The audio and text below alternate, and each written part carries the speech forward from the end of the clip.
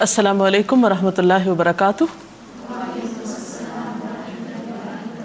نحمده ونصلی علی رسولہ الکریم، اما بعد فاعوذ باللہ من الشیطان الرجیم، بسم اللہ الرحمن الرحیم، رب اشرح لی صدری ویسر لی امری واحلل عقدۃ من لسانی یفقہوا قولی۔ ناظرین، آج ہم روزہ اور سحری کے موضوع پر گفتگو کریں گے۔ سحری روزے کا ایک اہم حصہ ہے۔ دوسرے لفظوں میں روزے کی ابتدا سحری سے ہوتی ہے۔ یہ سحری کیا چیز ہے اور اس کی کیا اہمیت ہے اور اس کا وقت کب ہوتا ہے؟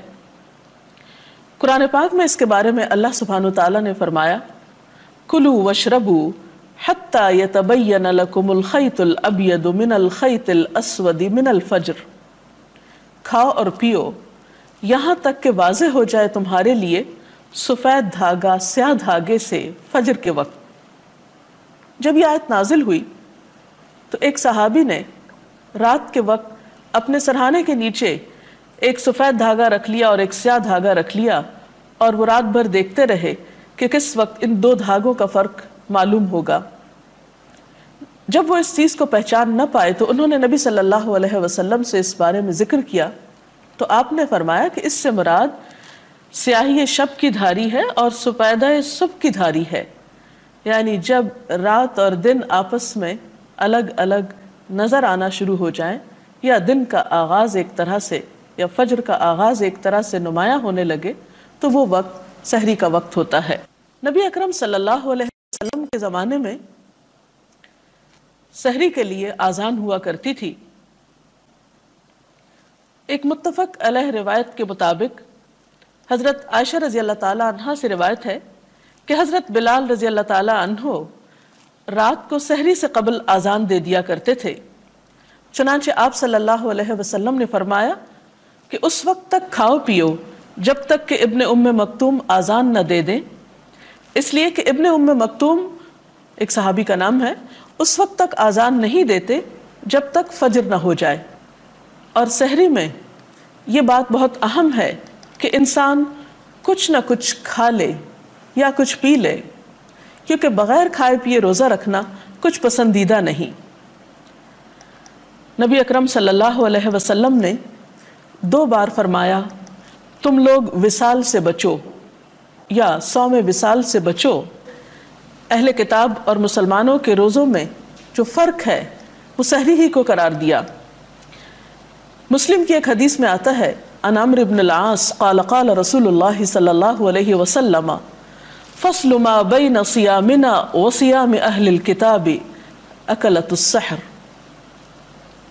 حضرت عمرو بن العاص رضی اللہ تعالی عنہ کہتے ہیں کہ نبی صلی اللہ علیہ وسلم نے فرمایا کہ ہمارے اور اہل کتاب کے روزوں کے درمیان سحری کھانے کا فرق ہے۔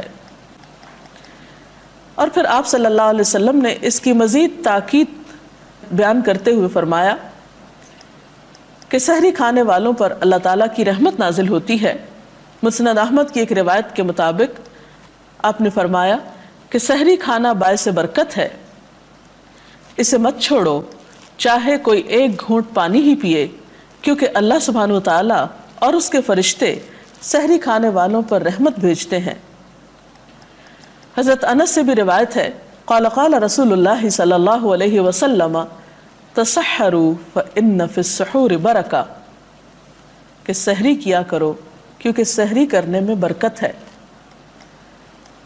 گویا یہ ایک بابرکت کھانا ہے اور پسندیدہ ہے۔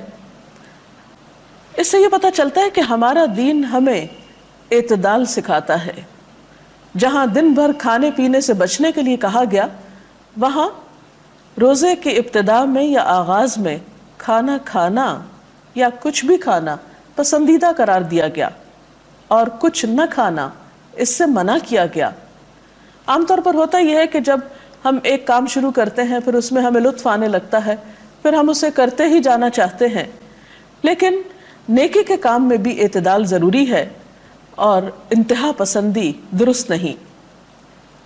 اسی لیے ہم دیکھتے ہیں کہ سحری کو آپ صلی اللہ علیہ وسلم نے مبارک ناشتے کا نام دیا۔ ارباز بن ساریہ سے روایت ہے، کہتے ہیں کہ ایک دفعہ آپ صلی اللہ علیہ وسلم نے رمضان میں مجھے اپنے ساتھ سحری کھانے کے لیے بلایا اور فرمایا کہ ہلم الی الغداء المبارک، آؤ مبارک ناشتے کے لیے. یعنی آپ نے سحری کی دعوت کس طرح دی کہ آؤ مبارک ناشتے کے لیے. سحری آپ کسی بھی چیز سے کر سکتے ہیں، باقاعدہ کھانا بھی کھا سکتے ہیں، کھجور بھی کھا سکتے ہیں، دودھ پی سکتے ہیں، پانی پی سکتے ہیں، کسی بھی چیز سے آپ سحری کر سکتے ہیں. لیکن سحری کے وقت کھجور کھانا پسندیدہ عمل ہے. عن ابی ہریرہ قال قال رسول اللہ صلی اللہ علیہ وسلم نعم سحور المؤمن التمر، آپ نے فرمایا کہ مومن کے لیے بہترین سحری کھجور ہے. اب سحری سے متعلق کچھ چیزیں ایسی ہیں کہ جن کا ہمیں خیال رکھنا چاہیے. عام طور پر بہت سے لوگ صرف سحری اس لیے نہیں کھاتے کہ وہ صبح اٹھ نہیں سکتے یا ان کو اٹھنا مشکل لگتا ہے. تو ظاہر ہے کہ اگر ہمیں یہ معلوم ہو کہ سحری کھانے والوں کے لیے فرشتے دعا کرتے ہیں اور یہ ایک بابرکت چیز ہے اور سحری کھا کر روزہ رکھنا زیادہ اجر و ثواب کا باعث ہے، تو ہم اس کے لیے کوشش کریں گے. لیکن کوشش کس طرح کی جائے؟ تو اس میں پہلی چیز تو یہ ہے کہ رات کو جلدی سویا جائے. ویسے بھی آپ صلی اللہ علیہ وسلم کا طریقہ یہ تھا کہ نماز عشاء کے بعد آپ باتیں کرنے کو ناپسند کرتے تھے اور سو جایا کرتے تھے. تو گویا اگر رات کے وقت انسان جلد سو جاتا ہے تو صبح سحری کے وقت اٹھنے میں اس کو مدد مل سکتی ہے. پھر اسی طرح یہ ہے کہ اگر کسی کو اس وقت کھانا پکانے میں مشکل ہو تو آپ یہ بھی کر سکتے ہیں کہ رات کے وقت کچھ تیاری کر کے سو جائیں، اور اگر کھانے کو دل نہ بھی چاہے تو کوئی ایسی چیز اختیار کر لیں جو آپ کی پسندیدہ ہو. یا پھر یہ ہے کہ اس وقت آپ تھوڑا سا ہی کچھ لے لیں، کیونکہ آہستہ آہستہ یہ عادت آپ ڈیولپ کر سکتے ہیں. اگر ایک دن آپ تھوڑا سا کھائیں گے پھر دوسرے دن تھوڑا اور کھا سکتے ہیں. اور پھر یہ بھی ہے کہ کھانے میں اعتدال برتنا چاہیے. ایسی چیزیں کھانے سے بھی پرہیز کرنا چاہیے کہ جس سے آپ کو تکلیف ہو اور آپ کو بھاری پن محسوس ہو، کیونکہ اس سے پھر عبادت کی لذت ختم ہو کر رہ جاتی ہے. بعض اوقات یہ دیکھا گیا ہے کہ لوگ سحری کے وقت سے صحیح فائدہ نہیں اٹھاتے. سحری کا وقت ایک بہت بابرکت وقت ہوتا ہے. اس وقت دعائیں قبول ہوتی ہیں، اس وقت اللہ کے حضور جھکنا اور خشوع و خضوع سے نماز ادا کرنا ایک بہترین عبادت ہوتی ہے. اگر اس وقت تھوڑا بہت کھانے کے بعد انسان اپنے وقت کو ذکر الہی میں گزارے تو یہ انسان کے لیے بہت سعادت کا باعث ہو سکتا ہے اور اس کی روحانی قوت میں مزید اضافے کا سبب ہو سکتا ہے. لیکن یہ دیکھا گیا ہے کہ بعض اوقات لوگ اس وقت پھر سو جاتے ہیں. پھر اسی طرح یہ کہ بعض لوگ اس وقت کو بات چیت کرنے میں، ٹیلی فون کرنے میں، گپ شپ میں گزار دیتے ہیں. تو فجر کا وقت بہت سہانا وقت ہوتا ہے. اس وقت کو روزہ رکھنے کے بعد نماز پڑھیے، نماز کے بعد قرآن پاک کی تلاوت کیجیے، کیونکہ ان قرآن الفجر کان مشہودا، اس وقت فرشتے حاضر ہوتے ہیں. ذکر اذکار کیجیے. نبی صلی اللہ علیہ وسلم صبح و شام کچھ مخصوص اذکار بھی کیا کرتے تھے جو صبح و شام کی دعاؤں کے نام سے معروف ہیں. وہ دعائیں حفاظت کی دعائیں بھی ہیں. تو اگر اس وقت انسان ان دعاؤں کو پڑھتا ہے تو وہ اس کے لیے بہت اجر و ثواب کا باعث ہے. پھر اسی طرح یہ ہے کہ سحری کھاتے وقت اس بات کا بھی دھیان رکھنا چاہیے کہ ہمارے آس پاس وہ لوگ جو سحری پکانے میں یا سرو کرنے میں ہمارے مددگار ہیں، ان لوگوں کے لیے بھی اتنا وقت بچ جائے کہ وہ بھی اچھے طریقے سے سحری کر سکیں. کیونکہ عموماً لوگ اپنے سرونٹس کو یا اپنے خدمتگاروں کو اتنا موقع نہیں دیتے کہ وہ اطمینان سے کھا سکیں. ہمارا دین تو ہمیں یہی سکھاتا ہے کہ ہم دوسروں کا بھی خیال رکھیں، دوسروں کی غمگساری کریں اور دوسروں کی مدد کریں.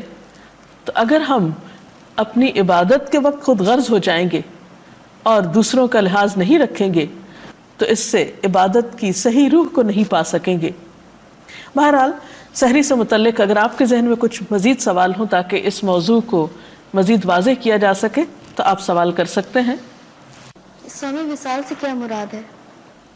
وصال کا لفظ وصل سے ہے جس کا معنی ہے ملانا. اہل کتاب میں روزے کے مختلف طریقے رائج تھے، جس میں سے ایک طریقہ صوم وصال کا تھا اور اس کی بھی کئی شکلیں تھیں. مثلا ایک شکل یہ تھی کہ ایک شخص فرض روزوں کے سوا نفلی روزے اس طرح سے رکھے کہ بغیر وقفے کے مسلسل مہینے مہینے یا 2 مہینے کے روزے رکھتا چلا جائے. اور صوم وصال کی دوسری شکل یہ تھی کہ ایک شخص سحری کھا کر دوسری سحری تک مسلسل روزہ رکھے اور بیچ میں کچھ نہ کھائے پیے. تو آپ صلی اللہ علیہ وسلم نے اس سے منع فرمایا ہے، کیونکہ یہ انسان کے اوپر بہت مشقت کا سبب بن جاتا ہے، اور اس طرح کی فاقہ کشی جو ہے اس میں پھر عبادت کی اسپرٹ کم ہو جاتی ہے، اور نفس کشی کا ایک دوسرا رجحان پیدا ہوتا ہے جو پسندیدہ نہیں. کیونکہ اسلام میں عبادت کی غرض یا مقصد اذیت دینا نہیں ہے، تربیت کرنا ہے. جی. اور کبھی کبھی ایسا بھی ہوتا ہے کہ اذانیں ہو رہی ہوتی ہیں اور ہماری آنکھ کھلتی ہے، تو ایسے میں جلدی سے اٹھ کے کچھ نہ کچھ کھا لیتے ہیں، اور عموماً ایسا ہوتا ہے کہ آخری اذان ہونے تک کھاتے ہی رہتے ہیں. تو کیا اس طرح سے روزہ ہو جاتا ہے؟ اس میں آپ دیکھیے کہ سحری کھانے میں تاخیر جو ہے وہ پسندیدہ ہے. اب آذانوں کے اوقات بعض اوقات مختلف ہو سکتے ہیں، کیونکہ سب آذانیں سحری کے اختتام کا اعلان نہیں ہوتی. اس لیے آپ کے پاس ایسا کیلنڈر یا چارٹ ہونا چاہیے جس سے آپ کو یہ معلوم ہو کہ سحری کھانے کا وقت کب تک ہے. لیکن یہ ہے کہ یہ سمجھنا کہ بہت جلدی سحری کھا لینے سے زیادہ ثواب ملے گا، تو ایسا نہیں. مثلا آپ صلی اللہ علیہ وسلم سے روایت ہے کہ 3 باتیں اخلاق نبوت میں سے ہیں. نمبر 1 روزہ جلدی افطار کرنا، نمبر 2 سحری دیر سے کھانا یعنی آخری وقت تک کھانا، اور نمبر 3 نماز میں دایاں ہاتھ بائیں ہاتھ کے اوپر رکھنا. اور اسی طرح آپ صلی اللہ علیہ وسلم سے ایک اور روایت ہے کہ آپ نے فرمایا جب کوئی آدمی آذان سنے اور پینے کا برتن اس کے ہاتھ میں ہو تو اسے فوراً نہ رکھ دے بلکہ اپنی ضرورت پوری کر لے. تو اگر ایک شخص ایسے وقت میں اٹھا کہ جب آذان ہو رہی ہے، اب اس وقت میں کچھ کھانے کا وقت تو نہیں ہوگا، کچھ پی سکتا ہے، مثلا دودھ کا گلاس پی سکتا ہے، 1 آدھ کھجور کھا سکتا ہے، تو 2-4 منٹ کا وقت اس کو مل سکتا ہے. تو اس میں آذان کے اختتام تک اگر وہ اپنی ضرورت پوری کر لے تو کوئی حرج نہیں. لیکن پھر یہ یاد رہے کہ آذان سحری کے اختتام کی آذان نہیں ہوتی، وہ نماز فجر کے اعلان کے لیے ہوتی ہے. اگر آپ کے پاس ایسا نظام الاوقات ہے جس سے آپ کو یہ پتہ چل جائے کہ سحری کا آخری وقت کون سا ہے اور اس سے 2-4 منٹ آگے پیچھے ہو جائے تو انشاءاللہ تعالی روزہ ہو جائے گا. اگر کسی وجہ سے سحری نہیں کر سکے تو کیا سحری کیے بغیر روزہ ہو سکتا ہے؟ جی ہاں، بالکل روزہ ہو جائے گا. اگر آپ نے رات کو سونے سے پہلے یہ نیت کی تھی کہ صبح میں روزہ رکھوں گی تو انشاءاللہ تعالی اگر سحری نہیں بھی کھائی تب بھی روزہ ہو جائے گا. اس کے ساتھ ہی ہماری آج کی گفتگو کا وقت ختم ہوتا ہے. کل تک کے لیے اجازت. السلام علیکم ورحمۃ اللہ وبرکاتہ.